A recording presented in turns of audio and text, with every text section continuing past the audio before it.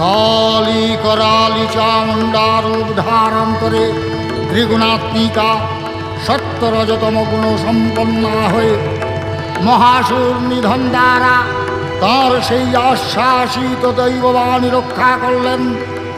শারদীয়া ও বাসন্তী দুর্গা পূজার অষ্টমী ও নবমীর সন্ধিক্ষণে দেবীর যে পূজা সম্পাদিত হয়, তিনি চামুণ্ডা রূপে পূজিতা হন।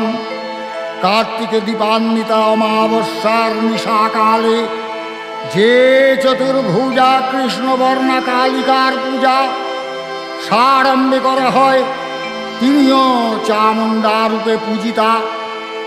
তিনি সমগ্র কালকে হরণ করেন বলে কালিকা নামে অভিহিতা।